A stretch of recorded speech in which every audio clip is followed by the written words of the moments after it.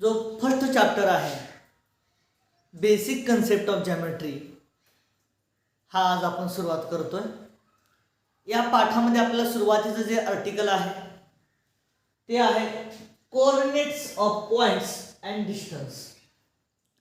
सुरुवातीला आपल्याला कोऑर्डिनेट समजून घ्यायचे आहेत आणि त्याच्यानंतर आपल्याला त्या कोऑर्डिनेट मधलं डिस्टन्स काढायला शिकायचं आहे।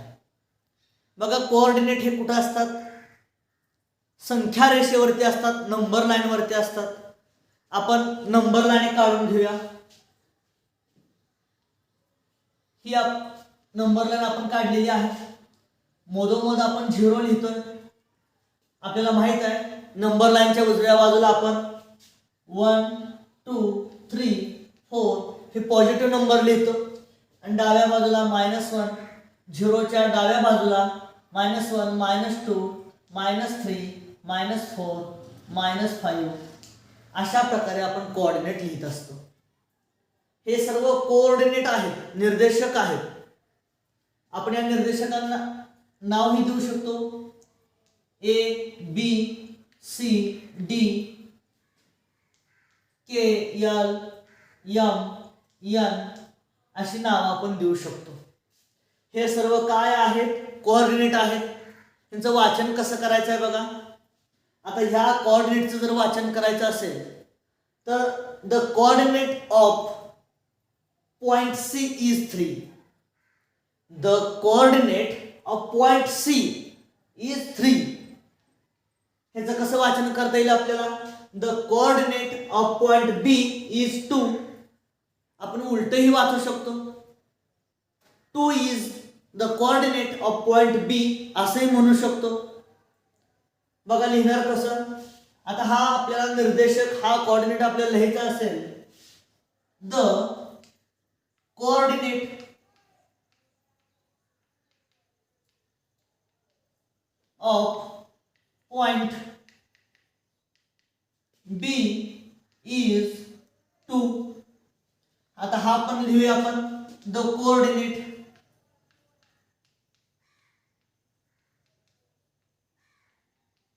Of point C is 3. अशा प्रकारे आपण कोऑर्डिनेटचं लिखाण करू शकतो, कोऑर्डिनेट सांगू शकतो। म्हणजे बिंदू B चा 2 हा काय आहे? निर्देशक आहे। बिंदू C चा 3 हा निर्देशक आहे किंवा 3 हा C चा बिंदू C चा निर्देशक आहे असंही आपण म्हणू शकतो। हे झालं कोऑर्डिनेट्स ऑफ पॉइंट्स। आता आपल्याला 2 कोऑर्डिनेट मधलं डिस्टन्स काढायचं असेल तर ते कसं काढावं ते आता आपण बघूया। समजा मला C आणि A या 2 पॉइंट मधलं डिस्टन्स काढायचं असेल, A आणि C मधलं डिस्टन्स काढायचं असेल तर कसं काढणार आहे बघा। इथून इथपर्यंत 1 आणि इथून इथपर्यंत 2 म्हणजे A आणि C मधलं अंतर किती झालं? 2 युनिट झालं। किंवा A आणि D मधलं काढायचं असेल तर इथून इथपर्यंत 1, इथून इथं 2 आणि इथून इथं 3 म्हणजे इथं A आणि D मधलं अंतर 3 युनिट झालं। घेऊया आपण एखादं उदाहरण। समजा मला A आणि D मधलं जर अंतर काढायचं असेल तर आपण कसं काढायचं? सुरुवातीला ते दोन्ही कोऑर्डिनेट लिहून घेऊया व्यवस्थित।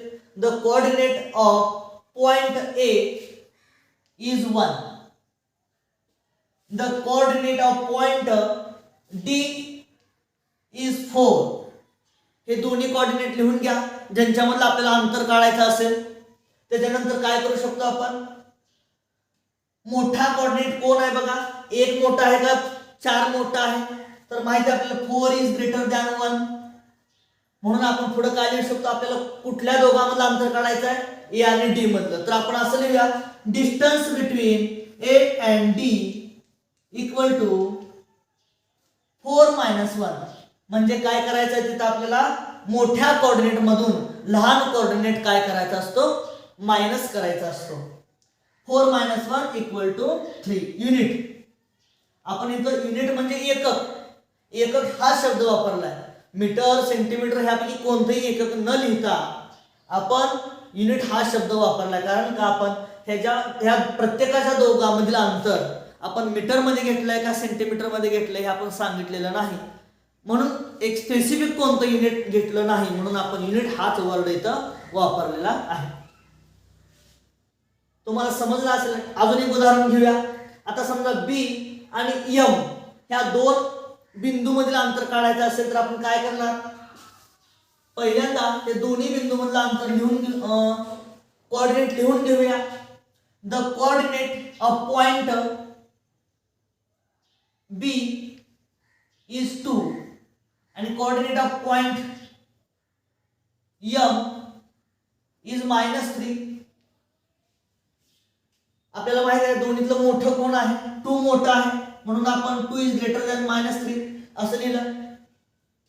आता आपण डिस्टन्स बिटवीन कोणत्या दोघांमधलं काढतोय, एम आणि बी मधलं. डिस्टन्स बिटवीन एम अँड बी आपण बी कॉमा एम असं लिहिलं तरी हरकत नाही, कारण का एम आणि बी मधलं अंतर आणि बी आणि एम मधलं अंतर दोन्ही सारखंच अंतर असणार आहे. Distance between M and B equal to मोठ्या कोऑर्डिनेट मधून लहान कोऑर्डिनेट काय करायचा आहे, मायनस करायचा आहे. मोठा कोऑर्डिनेट लिहिला मायनस लहान कोऑर्डिनेट -3. 2 मायनस साइन गुणलं आपण, मायनस साइन जर आत गुणलं तर मायनस मायनस प्लस होईल, +3. 3 + 2 = 5. इथं लिहूया आपण distance between M and B equal to 5 unit. असं आपण अंतर काढू शकतो. बघा आपण 2 उदाहरणं घेतलेले तिथं, तर त्या दोन्ही उदाहरणावरून एक गोष्ट ध्यानात आली असेल की डिस्टन्स नेहमी पॉझिटिव्ह असतात. आपल्याला इथं ध्यानात ठेवावं लागेल, डिस्टन्स नेहमी कसे असतात, पॉझिटिव्हच असतात. अशा प्रकारे आपण डिस्टन्स काढायला शिकलो. ह्याच्या पुढचं जे आर्टिकल आहे बिटवीननेस तेही आपण सोडवूया, तेही अभ्यासूया. बघा बिटवीननेस,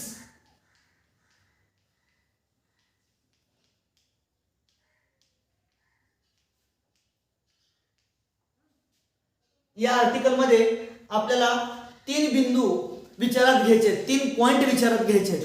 ते असे पॉइंट आहेत की कोलिनियर आहेत, एक रेषीय भिन्न बिंदू आहेत, म्हणजे एकाच रेषेवरील 3 बिंदू आहेत. आपण 3 बिंदू घेऊया, P, Q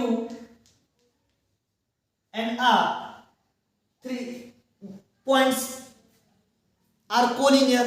ते कोलिनियर आहेत, एकाच रेषेवरील असतील तर आपण 3 शक्यता इथे निर्माण होतील पहा. म्हणजे जर ते तिन्ही एकाच रेषेवरती असतील तर P सुरुवातीला असू शकतो, Q मध्ये असू शकतो, R शेवटी. ही पहिली कंडिशन झाली, सॉरी पहिली पॉसिबिलिटी झाली, शक्यता झाली. किंवा असंही असू शकेल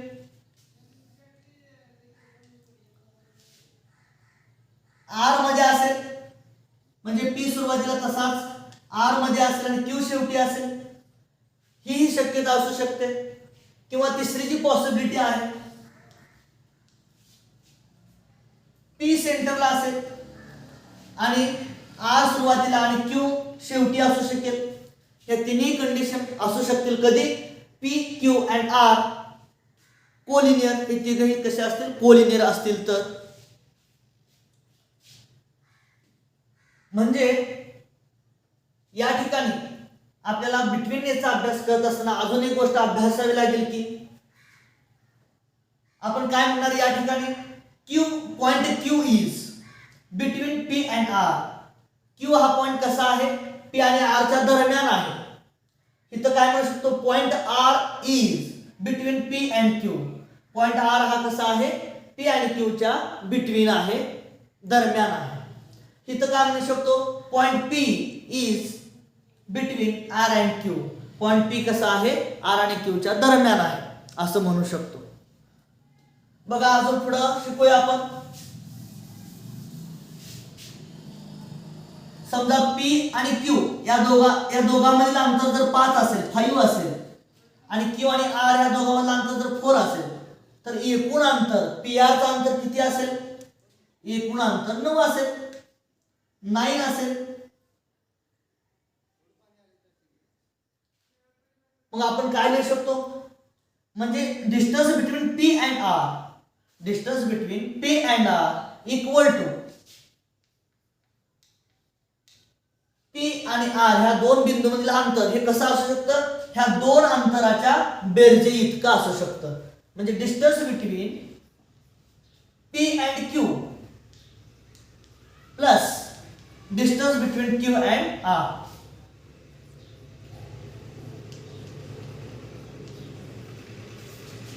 समजा क्यू बिंदू जर पी आणि आर च्या दरम्यान असेल, म्हणजे असं असेल P dash Q dash R, Q हा मध्ये असेल पी आणि आर च्या, तर आपण असं लिहू शकतो पी आणि आर या दोन बिंदू मधील डिस्टन्स, हे डिस्टन्स ह्या दोन डिस्टन्सच्या बेरजे इतकं असेल. पी क्यू आणि क्यू आर ह्या दोन डिस्टन्सच्या बेरजेच्या इक्वल टू असेल. कुणाचं अंतर, एकूण पी आर चं अंतर. हे समजतंय, सोपं आहे. आता ह्या आधारावरती आपण एक एक्झाम्पल बघूया, म्हणजे तुम्हाला अजून समजेल. आपल्याला पुस्तकामध्ये एक्झाम्पल दिलेलं आहे, सोडवूया आपण. पेज नंबर 3 वरती सरळ एक्झाम्पल दिलेले बघा. Example number 1, on a number line point A comma B and C are such that. एका नंबर लाईन वरती ए बी आणि सी हे तिन्ही पॉइंट असे आहेत की कसे आहेत बघा. D equal to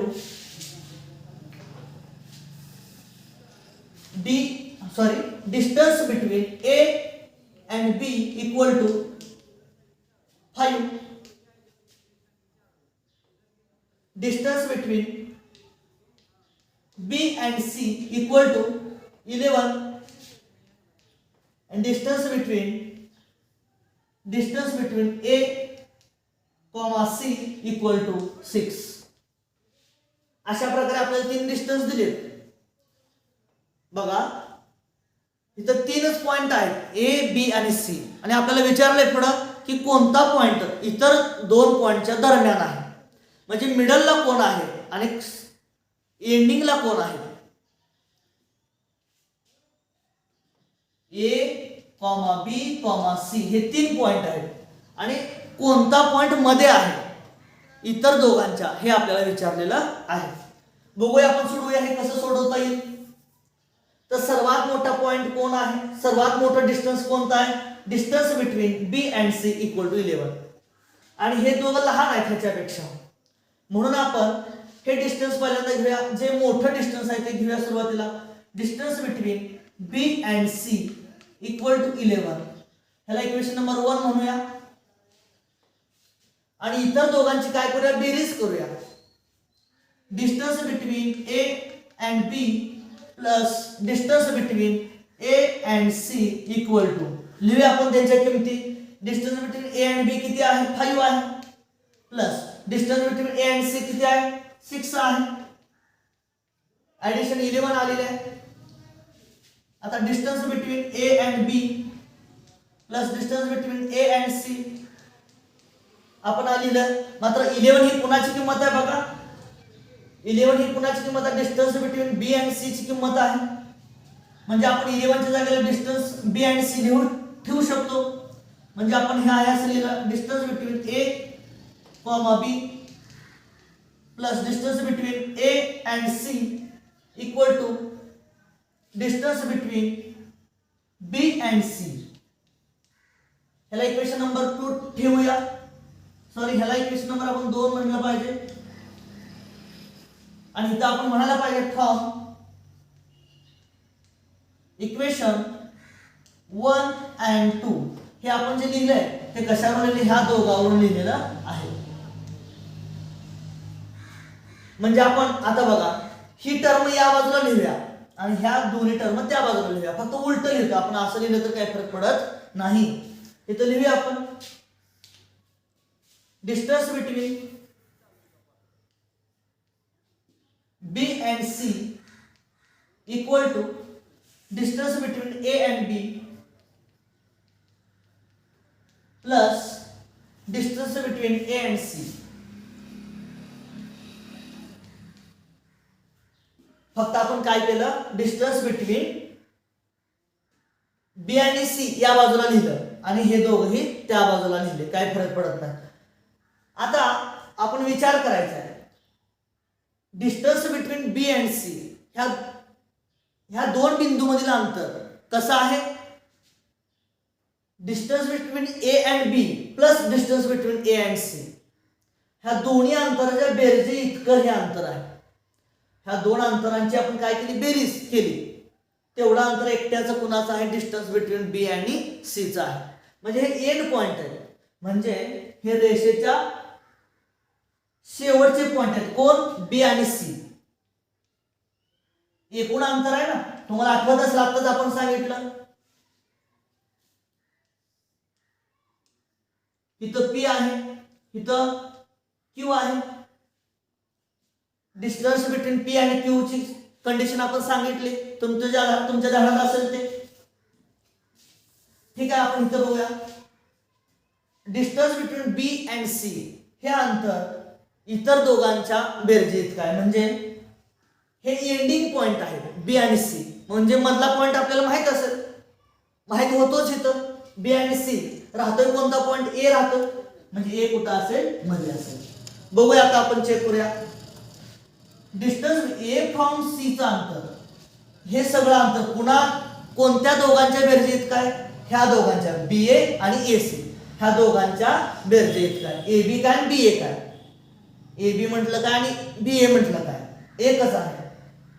A B आणि ए सी या दोघांच्या हे अंतर अधिक हे अंतर, ह्या दोघांच्या अंतरांची ही एकूण काय आहे, बेरीज आहे. ए बी सी ही एकूण काय आहे, बेरीज आहे. म्हणजे आपण इथे म्हणू शकतो पॉइंट ए इज बिटवीन